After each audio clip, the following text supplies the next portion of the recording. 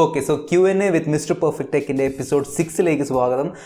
പിന്നെ ഞാൻ ഈ Q&A എപ്പിസോഡിൻ്റെ വീഡിയോ ലെങ്ത് കുറയ്ക്കാൻ വേണ്ടി ടോപ്പ് 20 കോമെൻറ്റ്സ് മാത്രമേ സെലക്ട് ചെയ്യുന്നുള്ളൂ. കാരണം Q&A എപ്പിസോഡിൻ്റെ ലെങ്ത് കുറച്ച് കൂടുതലുണ്ട് എന്നൊരു ഫീഡ്ബാക്ക് കിട്ടിയിരുന്നു താഴെ കോമൻറ്റ് ബോക്സിൽ. അതുകൊണ്ട് തന്നെ ഒന്നിൽ കൂടുതൽ ഫീഡ്ബാക്ക്സ് കിട്ടിയിരുന്നു. സോ അതുകൊണ്ട് തന്നെ ഞാൻ സെലക്ട് ചെയ്യാൻ പോകുന്നത് ഏറ്റവും കൂടുതൽ ലൈക്സ് കിട്ടിയ 20 ടോപ്പ് കോമെൻറ്റ്സിനെയാണ്. സോ ഒരു കമൻറ്റിന് ഒരുപാട് ലൈക്സ് കിട്ടുന്നുണ്ടെങ്കിൽ എൻ്റെ അർത്ഥമാണ് അത്ര ലൈക്ക് കിട്ടുന്ന അത്ര ആളുകൾക്ക് സെയിം ചോദ്യമുണ്ട്. സോ അതുകൊണ്ട് തന്നെ അങ്ങനെ സെലക്ട് ചെയ്യുമ്പോൾ ഒരുപാട് പേർക്കുള്ള മറുപടി ഒറ്റയടിക്ക് കൊടുക്കാൻ പറ്റും. പിന്നെ ഇത്തവണയും അണ്ടർ 20,000, അണ്ടർ 15,000, 10,000, 12,000 ബെസ്റ്റ് ഫോൺസിൻ്റെ ചോദ്യങ്ങൾ ഒരുപാട് കണ്ടിരുന്നു.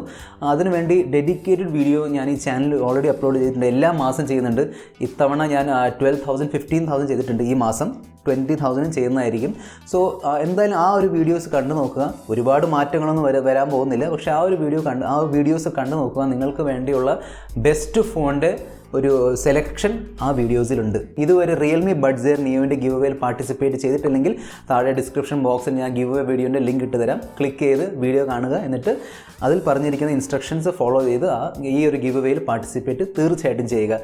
അതിനോടൊപ്പം തന്നെ നമ്മുടെ ഇന്നത്തെ വീഡിയോ നമ്മുടെ ഈ ചാനലിൻ്റെ 90th വീഡിയോ ആണ്, അതായത് 90ാമത്തെ വീഡിയോ ആണ്. സോ 100 വീഡിയോ കംപ്ലീറ്റ് ആവുന്നതിന് മുമ്പേ നമുക്ക് 100K സബ്സ്ക്രൈബേഴ്സ് എത്താൻ പറ്റുമോ? നിങ്ങളുടെ സപ്പോർട്ടും നിങ്ങളുടെ ഒരു ഒരു എൻകറേജ്മെൻറ്റ് ഉണ്ടെങ്കിൽ എന്തായാലും നമ്മൾ എത്തിയിരിക്കും. സോ വീഡിയോ ഇഷ്ടപ്പെടുകയാണെങ്കിൽ വീഡിയോ ലൈക്ക് ചെയ്ത് ചാനൽ സബ്സ്ക്രൈബ് ചെയ്യാൻ മറക്കണ്ട. കൂടുതൽ സമയം വേസ്റ്റ് ചെയ്യാതെ ലെറ്റ്സ് റോൾ. ഫസ്റ്റ് ചോദ്യം ചോദിച്ചിരിക്കുന്നത് ആര്യൻ ടെക്കീസ് ആണ്. Bro, everyone is telling to delete Chinese apps because of privacy issues. Then Chinese phones can also hack our data. ഒരു പരിധി വരെ ശരിയാണ്. കാരണം ഇപ്പം റീസെൻ്റ്ലി ഒരു സംഭവം വന്നിരുന്നല്ലോ, കഴിഞ്ഞ മാസമാണെന്ന് തോന്നുന്നു. ഈ ഷവോമിയുടെ മീ ബ്രൗസർ വഴി അവർ നമ്മുടെ പേഴ്സണൽ ഡേറ്റ ലീക്ക് ചെയ്യുന്നുണ്ട്, മറ്റൊരു പ്രൈവറ്റ് കമ്പനിക്ക് ലീക്ക് ചെയ്യുന്നുണ്ട്, അല്ലെങ്കിൽ പുറത്തേക്ക് ലീക്ക് ചെയ്യുന്നുണ്ട്, അല്ലെങ്കിൽ അവർ എടുക്കുന്നുണ്ട്. സോ ഫോർ എക്സാമ്പിൾ നമ്മൾ ഒരു മീ ബ്രൗസറിൽ ഇൻകോഗ്നിറ്റോ മോഡ് യൂസ് ചെയ്താലും നമ്മുടെ ഡേറ്റ, നമ്മുടെ ഇൻഫോർമേഷനൊക്കെ അവർ ട്രാക്ക് ചെയ്യുന്നുണ്ട്. സോ അങ്ങനത്തെ ഒരു സംഭവമൊക്കെ വന്നിരുന്നു. പിന്നെ ഷവോമി പറഞ്ഞു അത് ഫേക്കാണ്, അല്ലെങ്കിൽ അങ്ങനെയൊന്നും ചെയ്യുന്നില്ല. എന്നിട്ട് ഒരു സ്പെഷ്യൽ ഇൻകോഗ്നിറ്റോ മോഡ് അടുത്ത അപ്ഡേറ്റിൽ കൊണ്ട് തന്നിരുന്നു അവർ. അപ്പോൾ അതെന്തിനാണ് അപ്പോൾ പ്രശ്നമില്ലായിരുന്നെങ്കിൽ പിന്നെ എന്തിനാണ് ആ ഒരു അപ്ഡേറ്റ് തന്നത്? അപ്പോൾ ഒരുപാട് അതിനെക്കുറിച്ചുള്ള അതുണ്ട്. പിന്നെ നിങ്ങൾക്ക് ഭയങ്കര റിസ്ക് ആണ് തോന്നുന്നുണ്ടെങ്കിൽ ചൈനീസ് ഫോണുകൾ അവോയ്ഡ് ചെയ്യുക. ഞാൻ ഒരു നോൺ ചൈനീസ് ഫോൺസിൻ്റെ complete list dedicated video upload ചെയ്തിട്ടുണ്ട്. ഞാനിവിടെ ലിങ്ക് ഇട്ട് തരാം, കണ്ടു നോക്കുക. സോ അപ്പം തൽക്കാലം അങ്ങനെ കൺഫേം ആയിട്ട് എല്ലാ ചൈനീസ് ഫോൺസിൽ നിന്ന് നമ്മുടെ ഡേറ്റ ലീക്ക് ചെയ്യുന്നുണ്ട്, അല്ലെങ്കിൽ ആരെങ്കിലും ചോർത്തി എടുക്കുന്നുണ്ട് എന്നൊന്നും ആരും പറഞ്ഞിട്ടില്ല. പിന്നെ ശരിക്കും പറഞ്ഞാൽ ഗൂഗിൾ ആൻഡ്രോയിഡിലുള്ള ഏത് ഫോണായാലും അത് ഗൂഗിളിലേക്ക് നമ്മൾ യൂസ് ചെയ്യുന്ന എല്ലാ ഡേറ്റ എന്തായാലും പോകുന്നുണ്ട്. അപ്പോൾ ഗൂഗിൾ നമ്മളെ എന്തായാലും കംപ്ലീറ്റ്ലി ട്രാക്ക് ചെയ്യുന്നുണ്ട്. എന്തായാലും നിങ്ങൾക്ക് ചൈനീസ് ഫോൺസ് വാങ്ങാൻ താല്പര്യമില്ലെങ്കിൽ ആ വീഡിയോ കണ്ട് നോക്കുക. നല്ലൊരു ലിസ്റ്റ് ഉണ്ട് നോൺ ചൈനീസ് ഫോൺസിൻ്റെ. അടുത്ത ചോദ്യം ചോദിച്ചിരിക്കുന്നത് ബേസിൽ ജോയ് ആണ്. What is the difference between Dolby ആറ്റ്മോസും പിന്നെ DTS 3D surround sound? DTS 3D surround sound എനിക്ക് തോന്നുന്നത് DTS X ആണെന്ന് തോന്നുന്നില്ല. ഇപ്പം ശരിക്കും പറഞ്ഞാൽ ഡോൾബി ആറ്റ്മോസിൻ്റെ അപ്പുറത്തിരിക്കുന്ന ഒരു എതിരാളിയായിട്ട് വരുന്നത്, കോമ്പറ്റേറ്ററായി വരുന്നത് DTS X ആണ്. സോ അതാണ് ഉദ്ദേശിച്ചത് എനിക്ക് തോന്നുന്നു. വളരെ നല്ല ചോദ്യമാണ്. Thank you Basil four asking such A good question. ശരിക്കും പറഞ്ഞാൽ ഈ വീഡിയോയിൽ ഇതിനു വേണ്ടി ഒരു സെപ്പറേറ്റ് വീഡിയോ തന്നെ ഉണ്ടാക്കേണ്ടി വരും. ഞാൻ ട്രൈ ചെയ്യാം. ഈ വീക്ക് അല്ലെങ്കിൽ നെക്സ്റ്റ് വീക്ക് ഈ ഡോൾബി ആറ്റ്മോസ് വേഴ്സസ് DTS Xൻ്റെ ഒരു കംപ്ലീറ്റ് കമ്പാരിസൺ ഞാൻ പറഞ്ഞുതരാം. ഷോർട്ടിൽ ഈ വീഡിയോയിൽ ഞാൻ പറഞ്ഞുതരാം. സറൗണ്ട് സൗണ്ടും ആറ്റ്മോസ്, ഫോർ എക്സാമ്പിൾ നമ്മൾ ഡോൾബി എടുക്കുകയാണെങ്കിൽ ഡോൾബിക്ക് സറൗണ്ട് സൗണ്ട് ഉണ്ട്, ഡോൾബി ആറ്റ്മോസും ഉണ്ട്. സറൗണ്ട് സൗണ്ട് എന്ന് പറയുമ്പോൾ മൾട്ടിപ്പിൾ സ്പീക്കേഴ്സ് ഇട്ട്, സോ ഒരു സബ് വൂഫർ കാണും. പിന്നെ 1, 2, 3, 4, 5, അതാണ് 5.1 എന്ന് പറയുന്നത്. സോ 5.1.4 വരുമ്പം ആ 4 വരുന്നത് മേളിലുള്ള സ്പീക്കേഴ്സാണ്. ഇപ്പോൾ ഒന്നെങ്കിൽ സീലിങ്ങിൽ നമ്മൾ അറ്റാച്ച് ചെയ്യും, അല്ലെങ്കിൽ വേറൊരു മെത്തേഡ് ഉണ്ട്. നമ്മൾ ആ ഒരു സൗണ്ട് റിഫ്ലക്റ്റ് ചെയ്ത് സീലിംഗിൽ നിന്ന് റിഫ്ലക്റ്റ് ചെയ്ത് നമ്മുടെ ചെവിയിലേക്ക് വരും. അപ്പോൾ നമുക്കൊരു ഫീലിംഗ് വരും അത് മേളിൽ നിന്ന് വരുമെന്ന്. പക്ഷേ ശരിക്കും മേളിൽ സ്പീക്കേഴ്സ് ഇല്ല. സോ ഡോൾബി ആറ്റ്മോസും ഡോൾബി സറൗണ്ട് സൗണ്ട് തമ്മിലുള്ള വ്യത്യാസം എന്ന് പറയുകയാണെങ്കിൽ ഈ ഒബ്ജക്റ്റ് സൗണ്ടിൻ്റെ ഒരു കോൺസെപ്റ്റ് അതിലേക്ക് ആ ഒരു ട്രാക്കിലേക്ക്, നമ്മുടെ ഓഡിയോ ട്രാക്കിലേക്ക് ആ സൗണ്ട് എഞ്ചിനീയർ ഇൻസ്റ്റാൾ ചെയ്യുന്നുണ്ട്. സോ ഒബ്ജക്റ്റ് ട്രാക്കിംഗ് എന്ന് പറയുമ്പോൾ ഫോർ എക്സാമ്പിൾ നമ്മളൊരു സിനിമയിൽ പ്ലെയിൻ പറക്കുന്ന ഒരു സീൻ കണ്ടുകൊണ്ടിരിക്കുകയാണ്. സോ പ്ലെയിൻ എങ്ങനെയാണ് സാധാരണ, അപ്പം ക്യാമറ എങ്ങനെയാണെങ്കിൽ പ്ലെയിൻ നമ്മുടെ മുകളിൽ കൂടി പറന്നു പോവുകയാണ്. ഈ ഒരു ഡോൾബി ആറ്റ്മോസിൻ്റെ ഫീച്ചർ ഉണ്ടെങ്കിൽ നമുക്ക് ആ ഒരു പ്ലെയിനെ കണ്ണടച്ച് ട്രാക്ക് ചെയ്യാൻ പറ്റും. അപ്പോൾ നമ്മൾ കാണുകയാണെങ്കിൽ നമുക്കറിയാമല്ലോ പ്ലെയിൻ മേളിൽ കൂടി ഇങ്ങനെ പോയിക്കൊണ്ടിരിക്കുകയാണ്. പക്ഷേ ആ കണ്ണടച്ച് സൗണ്ട് കൊണ്ട് മാത്രം നമുക്കത് ആ ഒരു പ്ലെയിനിൻ്റെ ഒരു പാത്ത് ആ പ്ലെയിനിൻ്റെ ഒരു ട്രജക്ടറി നമുക്ക് ട്രാക്ക് ചെയ്യാൻ പറ്റും. അതാണ് ബേസിക്കലി ഡോൾബി ആറ്റ്മോസും ഡോൾബി സറൗണ്ട് സൗണ്ടിൻ്റെ വ്യത്യാസം. അപ്പം DTSൽ സെയിം ആണ്. DTSൽ സറൗണ്ട് സൗണ്ട് ഉണ്ട്, DTSൽ DTS X ഉണ്ട്. DTS Xും ഡോൾബി ആറ്റ്മോസും സെയിം ആ ഒരു കോൺസെപ്റ്റാണ്, അപ്ഗ്രേഡഡ് കോൺസെപ്റ്റാണ്. ഈ ഒരു ഒബ്ജക്റ്റ് ട്രാക്കിങ്ങിൻ്റെ അപ്ഗ്രേഡഡ് കോൺസെപ്റ്റാണ്. പിന്നെ DTS Xൻ്റെയും ഡോൾബി ആറ്റ്മോസിൻ്റെ വ്യത്യാസം എന്ന് പറഞ്ഞാൽ ഡോൾബി ആറ്റ്മോസിൽ ഈ ഒരു ഒബ്ജക്റ്റ് ട്രാക്കിംഗ് ഇംപ്ലിമെൻറ്റ് ചെയ്യാൻ വേണ്ടി മേളിൽ സ്പീക്കേഴ്സ് വേണം, മേളിൽ നിന്നും ഒച്ച വരണം, അപ്പോഴാണ് നമുക്ക് ആ ഒരു ഒബ്ജക്റ്റ് ട്രാക്കിംഗ് ചെയ്യാൻ പറ്റുള്ളൂ. പക്ഷേ DTS Xൽ ആ ഒരു മേളിൽ നിന്ന് വരുന്ന ഒരു ഒച്ചേൻ്റെ ആ ഒരു റിഫ്ലക്ഷൻ അല്ലെങ്കിൽ മേളിൽ നിന്ന് വരുന്ന സൗണ്ടിൻ്റെ ആവശ്യമില്ല. അതില്ലാതെ തന്നെ അവർക്ക് ഇതൊരു എന്താ പറയുന്നത് ഈ ഒരു ഒബ്ജക്റ്റ് സൗണ്ടിൻ്റെ കോൺസെപ്റ്റ് ഇംപ്ലിമെൻറ്റ് ചെയ്യാൻ പറ്റും. ഇതൊരു ഷോർട്ട് ഡിസ്ക്രിപ്ഷനാണ്, ഞാൻ നോക്കട്ടെ ഇതിന് വേണ്ടിയുള്ള ഒരു ഡെഡിക്കേറ്റഡ് വീഡിയോ തന്നെ ഞാൻ ചെയ്യാം. നെക്സ്റ്റ് ചോദ്യം ചോദിച്ചിരിക്കുന്നത് അമൽ അജയ് ആണ്. ചേട്ടാ, ഞാൻ ഇതിനു മുമ്പും മെസ്സേജ് അയച്ചിരുന്നു, ഈ വട്ടമെങ്കിലും പരിഗണിക്കണം. ഓക്കെ, പരിഗണിച്ച് കഴിഞ്ഞിരിക്കുന്നു. ഞാനൊരു ഫോൺ മേടിക്കാൻ ആഗ്രഹിക്കുന്നു. എങ്ങനെയാണെങ്കിലും ഒരു 12,000 to 14,000 രൂപയ്ക്ക് എടുക്കാൻ പറ്റിയ ഫോൺ ഏതാണ്? ചേട്ടന് നല്ലത് എന്താണ് തോന്നുന്നത്? മൈ നെയിം ഈസ് അമൽ അജയ്. ഇപ്പോൾ ചൈന ഫോൺ എടുക്കരുതെന്ന് പറയുന്നുണ്ട്, അതിന് വലിയ കാര്യമുണ്ടോ? അതുകൂടി ഒന്ന് പറയാമോ? എടുത്താൽ എന്തെങ്കിലും പ്രോബ്ലംസ് ഉണ്ടോ? അപ്ഡേറ്റ്സ് എല്ലാം കിട്ടുമോ? ഇതുവരെ ആരും പറഞ്ഞിട്ടില്ലല്ലോ ചൈന ഫോൺ എടുക്കാൻ പാടില്ലെന്ന്. അങ്ങനെ ഗവൺമെൻറ് ഒഫീഷ്യലി അനൗൺസ് ചെയ്യുന്നവരെ ഇതൊക്കെ വെറും റൂമേഴ്സ് ആണ്, അല്ലെങ്കിൽ റെക്കമെൻഡേഷൻസ് ആണ്. ഓക്കെ, ഗവൺമെൻറ് ക്ലിയറായിട്ട് പറയുകയാണെങ്കിൽ ചൈന ഫോൺസ് എടുക്കണ്ട എന്ന് പറഞ്ഞാൽ മാത്രമേ ഒരു ടെൻഷൻ അടിക്കേണ്ട കാര്യമുള്ളൂ. അതിന് മുന്നേ അങ്ങനെ പറയുന്നത് ഇപ്പം ആ ഹിൻഡ് പോലും തന്നിട്ടില്ലല്ലോ അവർ. അപ്പോൾ പിന്നെ എന്തിനാണ് പേടിക്കേണ്ട ആവശ്യമില്ല. പിന്നെ നിങ്ങളുടെ ഒരു പേഴ്സണൽ ചോയ്സാണ് ചൈനീസ് ഫോൺ എടുക്കണോ വേണ്ടയോ, നിങ്ങളുടെ പേഴ്സണൽ ചോയ്സാണ്. ഇങ്ങനെ ചെയ്യുമ്പോൾ ഒരു കാര്യം ഓർക്കണം, ഈ നമ്മൾ പറയുന്ന ചൈനീസ് ഫോൺസ് എല്ലാം ഇന്ത്യയിലാണ് അസംബിൾ ചെയ്യുന്നത്. സോ നമ്മൾ മെയ്ഡ് ഇൻ ഇന്ത്യ അല്ലെങ്കിൽ ആത്മനിർഭർ എന്ന് പറയുന്ന concept, made in India concept കാരണം നമ്മൾ എന്താ ചെയ്തത്, ചൈനീസ് ഫോൺസ് ഇങ്ങോട്ട് ഇമ്പോർട്ട് ചെയ്യുന്ന ഡ്യൂട്ടി കണ്ടമാനം കൂട്ടിയിരുന്നു. അത് കൂട്ടിയത് കൊണ്ട് ഇവരെല്ലാവരും അവരുടെ ഫാക്ടറീസ് ഇന്ത്യയിലേക്ക് ഷിഫ്റ്റ് ചെയ്ത് ഇന്ത്യൻ മാർക്കറ്റിന് വേണ്ടി ഇന്ത്യയിലേക്ക് ഷിഫ്റ്റ് ചെയ്ത് ഇവിടെ അസംബിൾ ചെയ്തിട്ടാണ് നമുക്ക് വിൽക്കുന്നത്. സോ ആ ഒരു ഓഫീസിൽ വർക്ക് ചെയ്യുന്നതും പിന്നെ ആ പ്ലാൻസിൽ, അപ്പോൾ ഈ ഓപ്പോ ആയാലും റിയൽമി, ഷവോമി, ഏത് ബ്രാൻഡായാലും ഇവരുടെ ഫാക്ടറീസിൽ വർക്ക് ചെയ്യുന്ന ലക്ഷക്കണക്കിന് ഇന്ത്യൻസാണ്, അല്ലാതെ ചൈനക്കാരല്ല വർക്ക് ചെയ്യുന്നത്. സോ അപ്പോൾ അങ്ങനെ ഒരു കോൺസെപ്റ്റ് ആയപ്പം നമ്മൾ ഈ ഒരു Chinese phones, made in India Chinese phones മേടിച്ചാൽ ഫുൾ പൈസ അങ്ങ് ചൈനയുടെ അങ്ങോട്ട് പോവുകയല്ല. നമുക്ക് ഇന്ത്യക്കും കിട്ടുന്നുണ്ട്, ഇന്ത്യക്ക് ബിസിനസ് കിട്ടുന്നുണ്ട്, ഇന്ത്യക്കും പൈസ കിട്ടുന്നുണ്ട്. സോ അക്കാര്യം കൂടെ ഓർക്കുക. അത് കഴിഞ്ഞൊരു തീരുമാനം എടുക്കുക. സോ ഓക്കെയാണ്, നിങ്ങൾക്കൊരു ചൈനീസ് ഫോൺ എടുക്കാൻ താല്പര്യമില്ലെങ്കിൽ നോ പ്രോബ്ലം. ഞാൻ പറഞ്ഞതുപോലെ നോൺ ചൈനീസ് ഫോൺസിൻ്റെ കംപ്ലീറ്റ് ലിസ്റ്റ് ഉണ്ട്, കണ്ടു നോക്കുക. നിങ്ങളുടെ ഒരു പേഴ്സണൽ ചോയ്സാണ്. ഗവൺമെൻറ്റിൻ്റെ സൈഡിൽ നിന്ന് ഒരു വിലക്ക് വരുന്നവരെ അതൊരു പേഴ്സണൽ ചോയ്സാണ്. നിങ്ങൾക്ക് മേടിക്കുകയാണെങ്കിൽ മേടിക്കാതിരിക്കാം, നിങ്ങളുടെ ചോയ്സാണ്. പിന്നെ 12,000 14,000 ഇടയിലുള്ള ഫോൺ നിങ്ങളുടെ റിക്വയർമെൻറ്റ് എന്താണെന്ന് എനിക്കറിയില്ലല്ലോ. റിക്വയർമെൻറ്റ് പറഞ്ഞാലല്ലേ എനിക്ക് ഫോൺ സജസ്റ്റ് ചെയ്യാൻ പറ്റുള്ളൂ. പക്ഷേ അണ്ടർ 15,000 അണ്ടർ 12,000 ലിസ്റ്റ് കാണുകയാണെങ്കിൽ നിങ്ങൾക്കൊരു ഏകദേശം ഒരു ഐഡിയ കിട്ടും ഏത് ഫോണാണ് ബെസ്റ്റ് ഈ റേഞ്ചിൽ. ഇപ്പോൾ 12,000 ആണെങ്കിൽ റിയൽമി നാർസോ 10 നല്ലൊരു ഫോണാണ്, ഒരു കംപ്ലീറ്റ് ഓൾറൗണ്ടർ ഫോണാണ്, നല്ല പെർഫോമൻസ് ഉണ്ട്, നല്ല ക്യാമറയുണ്ട്. ഇനി 14,000 ആണെങ്കിൽ 2 ഫോൺസ് ഉണ്ട്, റിയൽമി 6 ഉണ്ട്, അതിനോടൊപ്പം തന്നെ റെഡ്മി നോട്ട് 9 പ്രോയും ഉണ്ട്. ഈ 2 നല്ല ഫോൺസാണ്. പിന്നെ പഴയ ഫോൺസ് ഒരുപാട് ഈ റേഞ്ചിൽ വന്നിട്ടുണ്ട്, റെഡ്മി നോട്ട് 8ഉം ആ ഫോൺസൊക്കെ, റിയൽമി 5 പ്രോ ഒക്കെ കഴിഞ്ഞ വർഷത്തെ ഒരുപാട് ഫോൺസ് ഈ റേഞ്ചിൽ വന്നിട്ടുണ്ട്. ഞാനൊരു ലിസ്റ്റ് തന്നെ ഉണ്ടാക്കിയിട്ടുണ്ട്, ആ ലിസ്റ്റെല്ലാം പോസിറ്റീവ് നെഗറ്റീവ്സ് ഉണ്ട് ഈ ഫോൺസിൻ്റെ. ആ ലിസ്റ്റ് ഒന്ന് കണ്ടു നോക്കുക. നെക്സ്റ്റ് ചോദ്യം ചോദിച്ചിരിക്കുന്നത് വിൻറ്റേജ് ഗ്രാഫ് ആണ്. OnePlus Z കുറിച്ചുള്ള ചോദ്യങ്ങളാണ്. ജൂലൈ 10 റിലീസ് ഉണ്ടോ, or will it be delay due to current issue? Delay ആവാൻ സാധ്യതയില്ല. ചിലപ്പം ഭയങ്കര വലിയൊരു റിലീസ് ആയിരിക്കില്ല, ചിലപ്പം കാരണം ഓപ്പോയിൻ്റെ ഒരു ഫോൺ എന്തോ ഇറങ്ങാനുണ്ടായിരുന്നു, അതിൻ്റെ ലൈവ് ഇവൻറ്റ് ചെയ്യാൻ വേണ്ടി അവർ നോക്കിയിരുന്നു. പക്ഷേ ഈ ഒരു ഇഷ്യൂ കാരണം, ഇപ്പോൾ ചൈന ഇന്ത്യ തമ്മിലുള്ള ഇഷ്യൂ കാരണം അവർ പെട്ടെന്ന് ഒരു സോഫ്റ്റ് ലോഞ്ച് ചെയ്തിരുന്നു ആ ഫോണിൻ്റെ. സോ ഇവരങ്ങനെ ചെയ്യുമെന്ന് അറിയില്ല. ഡിലേ ആവാൻ വേണ്ടിയുള്ള അങ്ങനെ ഒഫീഷ്യൽ ന്യൂസ് ഒന്നും വന്നിട്ടില്ല. മിക്കവാറും ജൂലൈ 10 ആണെങ്കിൽ ജൂലൈ 10 തന്നെ ആയിരിക്കും. ജൂലൈ 10 എനിക്കറിയില്ല കേട്ടോ, ഫിക്സ് ഡേറ്റ് ആണോ എന്ന് എനിക്കറിയാം. ജൂലൈയിലാണ് അതറിയാം, പക്ഷേ ജൂലൈ 10 ആണോ എന്ന് എനിക്കറിയില്ല, ഷുവറല്ല. പിന്നെ 6GB 64GB 24,990 ആണോ? OnePlusൻ്റെ ഹെഡ് ഉണ്ടല്ലോ, OnePlus ഹെഡ് പോസ്റ്റ് ചെയ്ത ഒരു ട്വിറ്ററിൽ പോസ്റ്റ് ചെയ്തിരുന്നു. ആ പോസ്റ്റിൽ OnePlus 1 ഉണ്ടല്ലോ, OnePlusൻ്റെ ഫസ്റ്റ് ഫോൺ, OnePlus 1ൻ്റെ ഒരു ഫോട്ടോ ഇട്ടിരുന്നു. അപ്പോൾ ആ ഒരു ഫോൺ ഇൻ്റർനാഷണൽ മാർക്കറ്റിൽ റിലീസായത് $299. അപ്പോൾ $299 നമ്മൾ ഇന്ത്യൻ മാർക്കറ്റിൽ കൺവേർട്ട് ചെയ്യുമ്പോൾ ഏകദേശം 23,000 ആ റേഞ്ചാണ് വരുന്നത്. സോ എല്ലാവരും പറയുന്നത് ചിലപ്പം ആ ഒരു ഫോട്ടോ ഇടാൻ വേണ്ടിയുള്ള കാരണം ഇതിൻ്റെ പ്രൈസിൻ്റെ ഒരു ഹിൻഡ് തരാൻ വേണ്ടിയായിരിക്കും നമുക്ക് എല്ലാവർക്കും. പക്ഷേ ക്ലിയർ ആയിട്ടൊന്നും പറഞ്ഞിട്ടില്ല. നമുക്ക് എന്തായാലും വെയിറ്റ് ചെയ്ത് നോക്കാം. റൂമേഴ്സൊക്കെ വരുന്നുണ്ട് 25ൻ്റെ താഴെയായിരിക്കും മിക്കവാറും എന്ന് വരുന്നുണ്ട്. OnePlus Nord ആണ് എന്ന് തോന്നുന്നു കേട്ടോ. ഇപ്പം പുതിയ പേര് ഒരെണ്ണം വരുന്നുണ്ട്, OnePlus Nord. So OnePlus NORD, OnePlus Nord എന്നാണ് വരുന്നത്. അതിനോടൊപ്പം തന്നെ അതിൻ്റെ ലോഗോ ഉണ്ടല്ലോ, സാധാരണ OnePlusൻ്റെ ലോഗോ റെഡ് കളറാണ്. ഇപ്പം OnePlusൻ്റെ ബ്ലൂ കളറിലുള്ള ഒരു ലോഗോയും ട്വിറ്ററിൽ ഇവർ തന്നെ OnePlus ഷെയർ ചെയ്തിരുന്നു. സോ മിക്കവാറും എനിക്ക് തോന്നുന്നത് ഈ ഒരു അഫോർഡബിൾ റേഞ്ച് ഉണ്ടല്ലോ 25,000 മിഡ് റേഞ്ച് സെക്ഷനിൽ അല്ലെങ്കിൽ പ്രീമിയം മിഡ് റേഞ്ച് സെക്ഷനിൽ വരുന്ന ഐഫോൺസിൻ്റെ ചിലപ്പം ലോഗോ ബ്ലൂ ആയിരിക്കും. നമുക്ക് നോക്കാം, വെയിറ്റ് ചെയ്ത് നോക്കാം. ഓക്കെ, സോ നെക്സ്റ്റ് ചോദ്യം ചോദിച്ചിരിക്കുന്നത് M Khan Days ആണ്. Is Poco a Chinese company? I heard that Poco is no longer a sub-brand of Xiaomi. So does that mean that it's a non-Chinese brand planning to take a Poco X2? Which is better, Motorola One Fusion Plus or Poco X2? Okay, so Poco is A Chinese company. Poco F1 first വന്നപ്പം പോക്കോ ഷവോമിയുടെ ഒരു sub brand ആയിരുന്നു. അപ്പം Xiaomi ഒരു Chinese കമ്പനിയാണ്, അങ്ങനെ പോക്കോയും Chinese കമ്പനിയാണ്. ഇപ്പം അവർ ചെയ്യുന്നത് എന്താ, അവരൊരു ഇൻഡിപെൻഡൻറ്റ് കമ്പനിയായി മാറി. എന്നാലും ഷവോമി എന്നൊരു വലിയ ബ്രാൻഡിൻ്റെ അടിയിൽ തന്നെയാണ് വരുന്നത്. പക്ഷേ ഒരു ഇൻഡിപെൻഡൻ്റ് ആയിട്ട് വർക്ക് ചെയ്യാൻ വേണ്ടിയാണ് അവർ തുടങ്ങിയിരിക്കുന്നത്. അതിൻ്റെ അർത്ഥമാണ് ഷവോമിയുടെ റിസോഴ്സസ് യൂസ് ചെയ്യാതെ അവരുടെ തന്നെ റിസോഴ്സസ് യൂസ് ചെയ്ത് അവരുടെ ഒരു കമ്പനിയായിട്ട് ഡെവലപ്പ് ചെയ്യേണ്ടി നോക്കുകയാണ്. സോ അതിൻ്റെ അർത്ഥം ചൈനീസ് അല്ല എന്നല്ല, പ്യുവർലി ചൈനീസ് കമ്പനി തന്നെയാണ് പോക്കോ.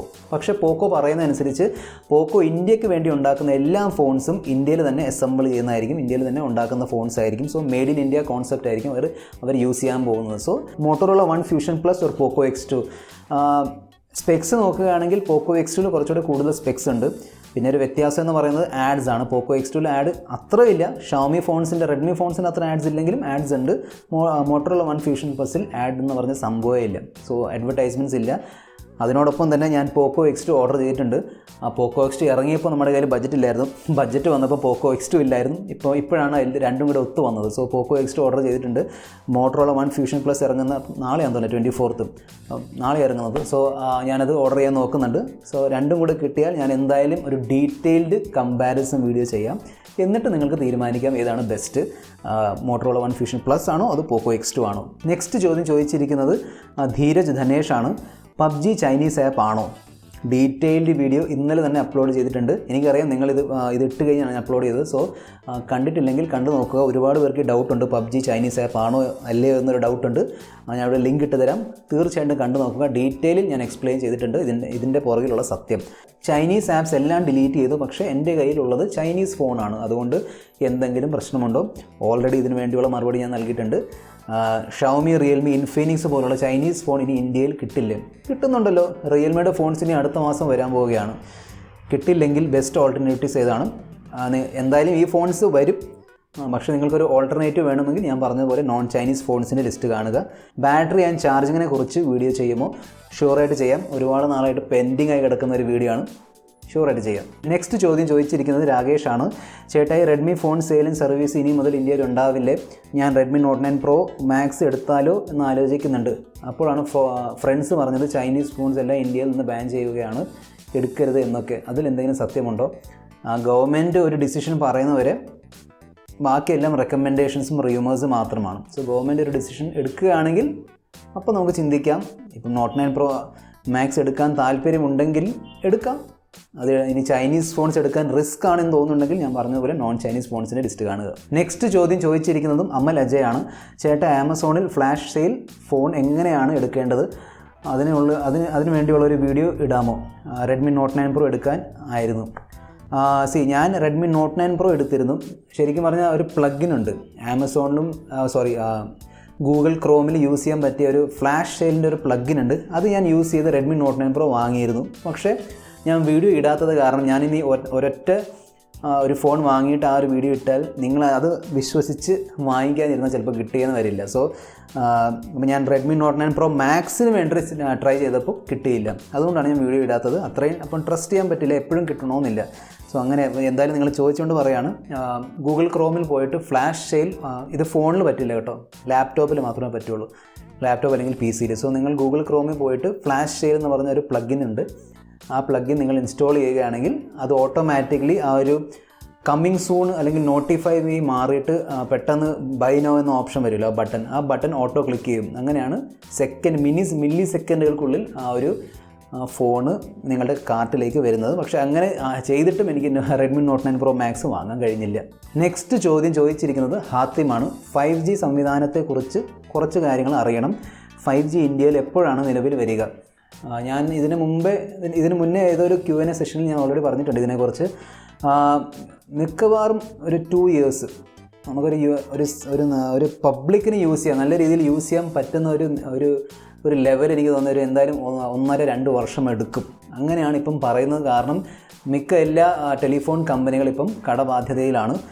ഇപ്പോൾ റീസെൻ്റ്ലി ആണ് ജിയോ അനൗൺസ് ചെയ്തത് അവരുടെ കടബാധ്യത എല്ലാം കഴിഞ്ഞ് എന്ന് അവർ അനൗൺസ് ചെയ്തത് റീസെൻ്റ്ലി ആണ്, കഴിഞ്ഞ ആഴ്ച എങ്ങാണ്ടാണ്. കാരണം ജിയോനിപ്പം ഏകദേശം കഴിഞ്ഞ 2 മാസത്തിനുള്ളിൽ ജിയോന് കിട്ടിയത് ഏകദേശം 1.5 ലക്ഷം കോടി രൂപേൻ്റെ ഇൻവെസ്റ്റ്മെൻറ്റാണ്. ഫേസ്ബുക്കാണ് ഏറ്റവും വലിയ ഇൻവെസ്റ്റർ. പിന്നെ ഒരുപാട് പല വിദേശ രാജ്യങ്ങളിൽ നിന്ന് പല കമ്പനികളും ജിയോയിൽ ഇൻവെസ്റ്റ് ചെയ്തിട്ടുണ്ട്. സോ ജിയോ ഈ പൈസ കൊണ്ട് എന്താണ് ചെയ്യാൻ പോകുന്നത് ആർക്കും അറിയില്ല. ചിലപ്പം ഒരു സുപ്രഭാതത്തിൽ എഴുന്നേറ്റ് ജിയോ എന്ന് പറയും ഞങ്ങൾ 5G കൊണ്ടുവരാൻ പോകാമെന്ന് ചിലപ്പോൾ പറഞ്ഞേക്കാം, അറിയില്ല കേട്ടോ. സോ ജിയോ എന്താണ് ചെയ്യാൻ പോകുന്നത് ആർക്കും അറിയില്ല. ചിലപ്പോൾ മിക്കവാറും 5Gക്ക് വേണ്ടിയായിരിക്കും ഇത്ര ഇൻവെസ്റ്റ്മെൻറ്റ്, അതോ 4Gൻ്റെ നെറ്റ്വർക്ക് കൂട്ടാൻ വേണ്ടിയാണോ എന്നറിയില്ല. നമുക്ക് വെയിറ്റ് ചെയ്ത് നോക്കാം. എന്തായാലും നോർമലി നോക്കുകയാണെങ്കിൽ എന്തായാലും 1.5 ഇയേഴ്സ് 2 ഇയേഴ്സ് എന്തായാലും എടുക്കും. നിലവിൽ ഏതെങ്കിലും രാജ്യങ്ങളിൽ 5G നെറ്റ്വർക്ക് ഉണ്ടോ?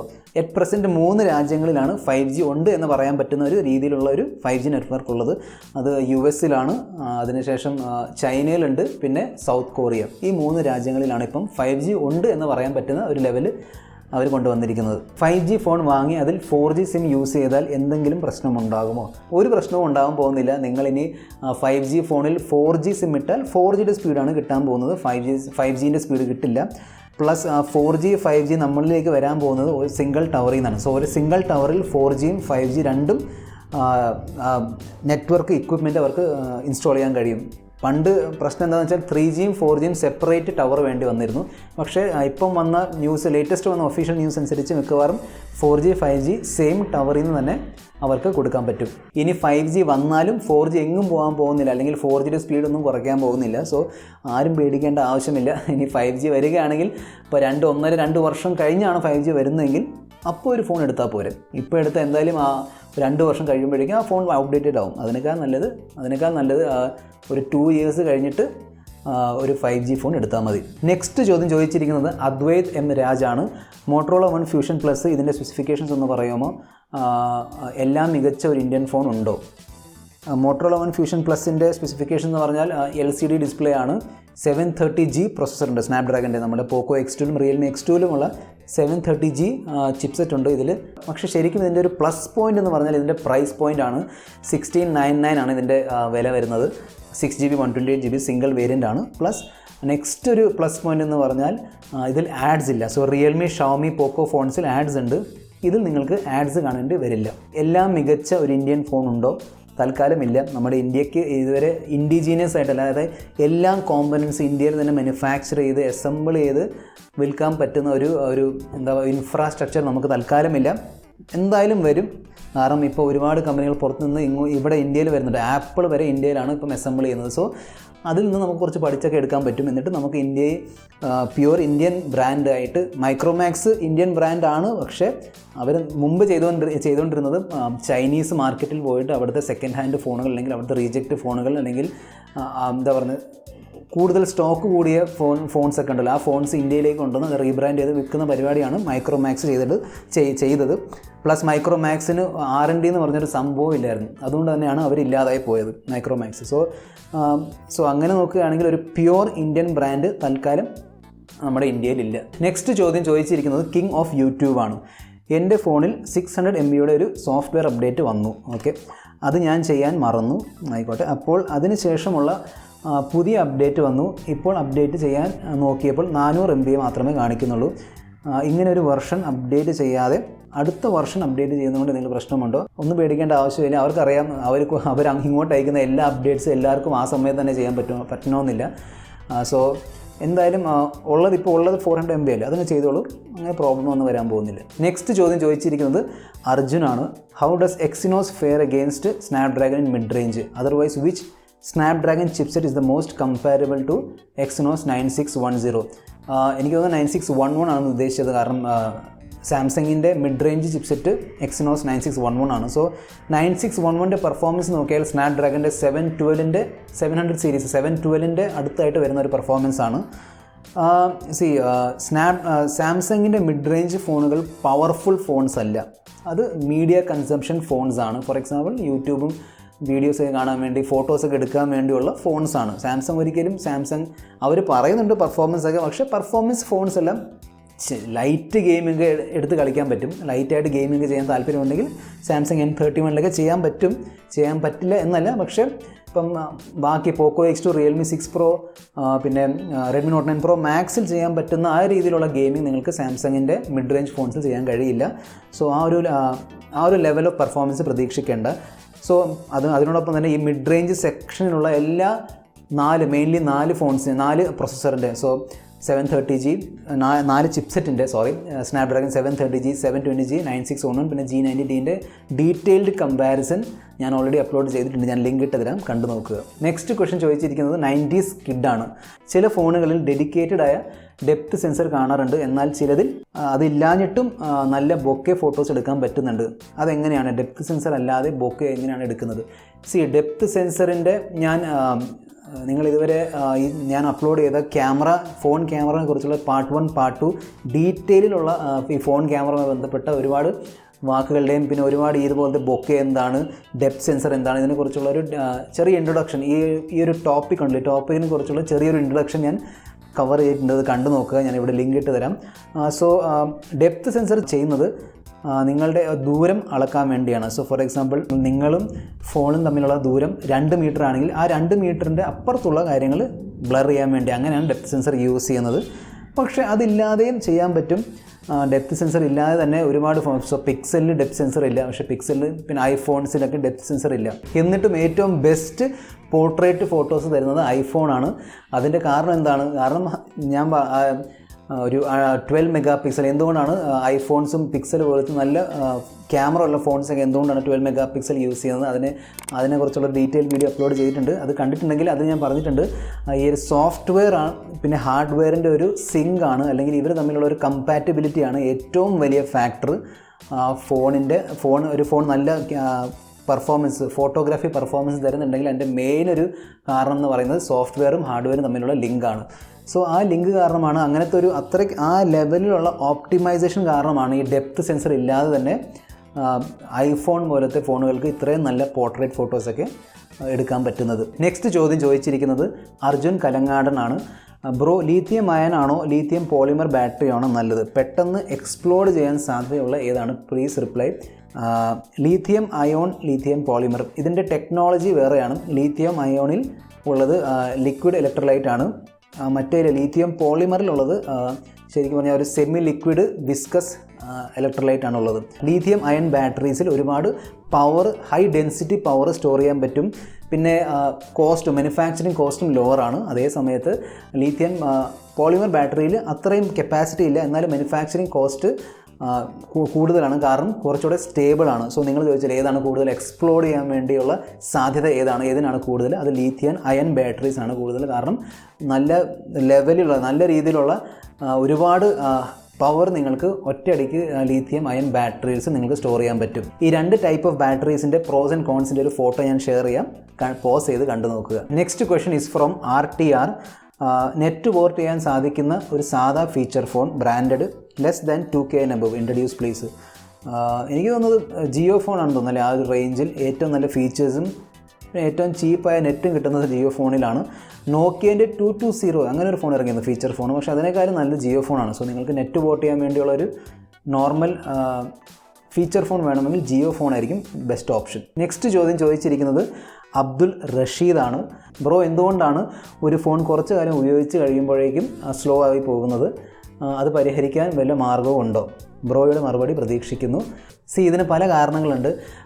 ഫസ്റ്റ് നമ്മുടെ ഫോൺ ഉണ്ടല്ലോ, അപ്പോൾ ഏത് ഇക്വിപ്മെൻ്റ് ആയാലും ഫോണാണെങ്കിലും TV ആണെങ്കിലും വാഷിംഗ് മെഷീൻ ആണെങ്കിലും എന്തായാലും വണ്ടിയാണെങ്കിലും ഏജ് ആകുമ്പം അതിൻ്റെ പെർഫോമൻസ് കുറയും, അല്ലെങ്കിൽ അതിൻ്റെ ഒരു ഡിപ്രിസിയേഷൻ വരും. ഏജ് ആകുമ്പോൾ അതിൻ്റെ പഴക്കം കൂടുന്നതനുസരിച്ച് ഡിപ്രിസിയേഷൻ വരും, പെർഫോമൻസ് കുറയും.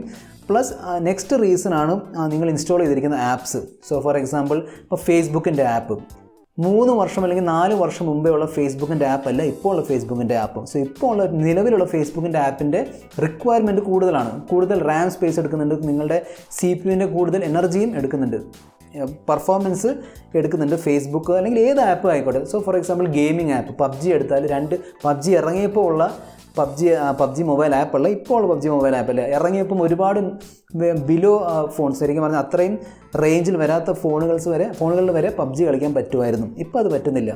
സോ അതുകൊണ്ട് തന്നെ അവർ പബ്ജി ലൈറ്റ് എന്ന് പറഞ്ഞൊരു ആപ്പ് കൊണ്ടുവന്നിരുന്നു. അതുകൊണ്ട് കൂടിയാണ് ആപ്പിളിൻ്റെ ഐഫോൺസ് പോലും സ്ലോ ആവുന്നത്. കാരണം കുറച്ച് കാലം കഴിയുമ്പം സോഫ്റ്റ്വെയറും ആപ്സിൻ്റെയൊക്കെ റിക്വയർമെൻറ്റ് കൂടും. അപ്പോൾ ആ റിക്വയർമെൻറ്റ് നിങ്ങളുടെ ഒരു പഴയ ഫോണിന് ഹാൻഡിൽ ചെയ്യാൻ പറ്റുന്നില്ല. നെക്സ്റ്റ് റീസണാണ് നിങ്ങൾ ഇൻസ്റ്റാൾ ചെയ്ത ആപ്പ് തന്നെയാണ്, പക്ഷേ ഒരുപാട് ആപ്പുകൾ, ഫോർ എക്സാമ്പിൾ വാട്സാപ്പും ഫേസ്ബുക്ക് പോലത്തെ ആപ്പുകൾ ബാക്ക്ഗ്രൗണ്ടിൽ വർക്ക് ചെയ്യുന്ന ആപ്പാണ്. നിങ്ങൾ ശ്രദ്ധിച്ചിട്ടുണ്ടാകും, നിങ്ങൾ വാട്സാപ്പിൽ കയറിയില്ലെങ്കിലും ഫേസ്ബുക്ക് ആപ്പിൽ കയറിയില്ലെങ്കിലും അവർ നോട്ടിഫിക്കേഷൻ ഇങ്ങോട്ട് തരുന്നുണ്ട്. അതെങ്ങനെയാണ്? കാരണം അവർ ബാക്ക്ഗ്രൗണ്ടിൽ റൺ ആയിക്കൊണ്ടിരിക്കുകയാണ്. സോ നിങ്ങളുടെ മെമ്മറിയും നിങ്ങളുടെ CPU യൂസ് ചെയ്തുകൊണ്ടിരിക്കുകയാണ്. സോ അങ്ങനെയാകുമ്പം പിന്നെ ഈ ഒരു പറഞ്ഞ വാട്സാപ്പ് ഫേസ്ബുക്ക് ആപ്പിൻ്റെ റിക്വയർമെൻറ്റ് കൂടുമ്പം ബാക്ക്ഗ്രൗണ്ടിൽ കൂടുതൽ റിസോഴ്സസ് യൂസ് ചെയ്യും. അതുകൊണ്ട് കൂടിയാണ് ഫോൺ സ്ലോ ആവുന്നത്. പിന്നെ നിങ്ങളുടെ അതിലുള്ള റോം ഉണ്ടല്ലോ, ആ റോമിൻ്റെയും, അതായത് സോഫ്റ്റ്വെയർ ഉണ്ട് ആ റോമിൻ്റെയും ഒരു റിക്വയർമെൻറ്റ് കൂടുന്നുണ്ട്. സോ ഫോൺ പഴയതാവുന്നതിനേക്കാളും വലിയൊരു കാരണമാണ് സോഫ്റ്റ്വെയർ അപ്ഡേറ്റഡ് ആയിക്കൊണ്ടിരിക്കുകയാണ്. അതാണ് മെയിൻ കാരണങ്ങൾ. ഇനിയും ഇൻ ഡീറ്റെയിലിൽ പോയ ഒരുപാട് കാരണങ്ങളുണ്ട്, പക്ഷേ ഒരു ജനറൽ ഓവർവ്യൂ എന്ന് പറഞ്ഞാൽ ഈ ഒരു റീസൺസ് ആണ്. ഓക്കെ, സോ Q&A എപ്പിസോഡ് 6 ഇവിടെ അവസാനിക്കുന്നു. വീഡിയോ ഇഷ്ടപ്പെട്ടെങ്കിൽ വീഡിയോ ലൈക്ക് ചെയ്ത് ചാനൽ സബ്സ്ക്രൈബ് ചെയ്തോളൂ. അടുത്ത വീഡിയോയിൽ നമ്മൾ തമ്മിൽ കാണുന്നവരെ, this is your friend mister perfect tech signing off. Good bye.